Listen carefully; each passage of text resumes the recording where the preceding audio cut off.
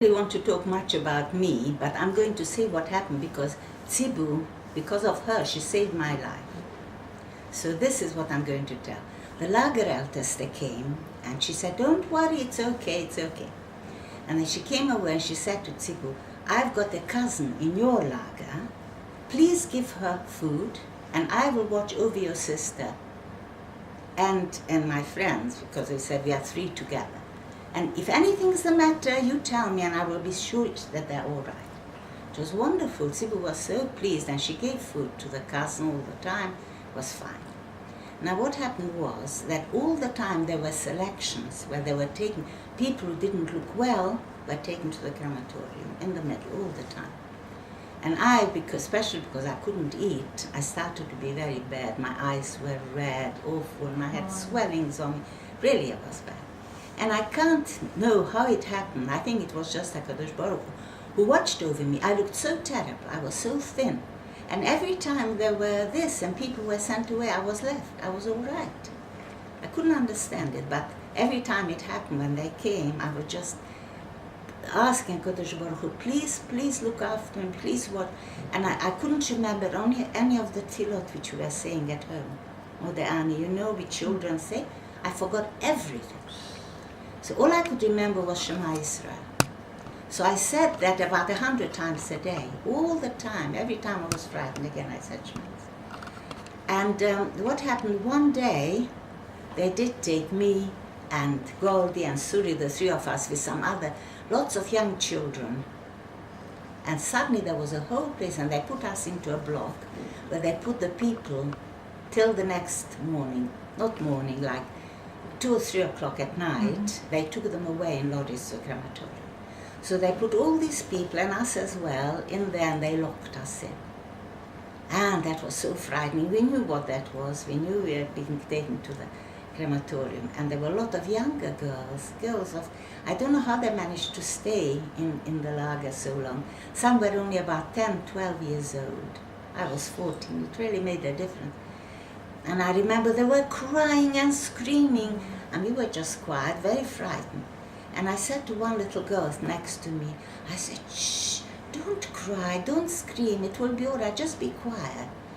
"Oh, did Mommy send you to look after me?" she said. She was sure that if somebody's nice, her mother sent me to watch over her neighbor. Many children were crying, "Mommy, Mommy, Mommy." There was, yeah. Anyway, we were there all day, and in the evening, suddenly the door opened up, and we all ran to the back like sheep, frightened. We didn't want. And we heard someone shouting, "Etyov, Goldie, Suri, come here." And we couldn't even hear properly. We heard it, but it didn't mean anything.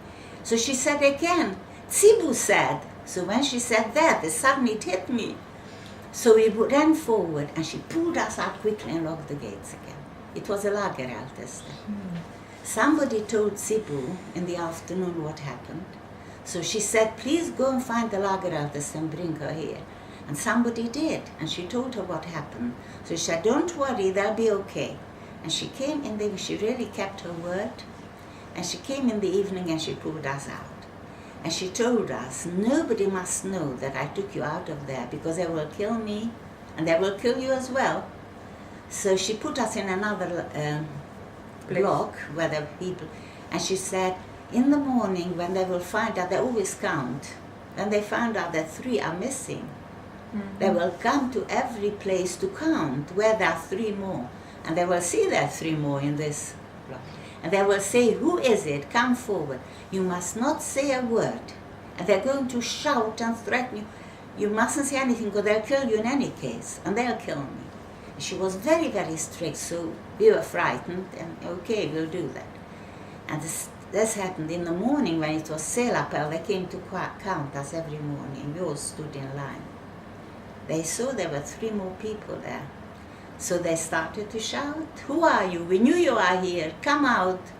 Say who you are." You know, and they shouted. And we were so frightened. And suddenly I said to Goldie, "Do you know what? They're going to take some other people out. They don't know. And they're going to die because of us, because we are here." Goldie was 4 years older than I, a bit more sensible. And she said, look, you heard what the Lageralters said. We'll be killed in any case. She'll be killed. And how do you know that these people would survive in any case? You know what it's like. Every day they're counting and taking. So she said, we have first to look after ourselves and hope that nobody else will be killed. But they took out 3 other people and they put them into their block because for them it was numbers. Didn't matter who it was. היא התחלה לספר לו עדיין את הקטע של לא הקטעים המפחידים, את הקטעים של שייך שסבתא הצילה את אתיו. הייתה שם קבוצה, היה שם ככה דבר כזה, הייתה שם מישהו שהיא אחראית על כל הקבוצה הזו, על כל המחנה. בכל מבנה, שקוראים לזה בלוק, כל מבנה שקוראים לזה בלוק, היו 1,000, נכון? 1,000? 1,000 נשים. נגיד, קחו קרוון ותגדילו אותו, ושם בכל אחד היה 1,000 נשים. עכשיו, היו שם 36 קרוונים, בלוקים כאלה,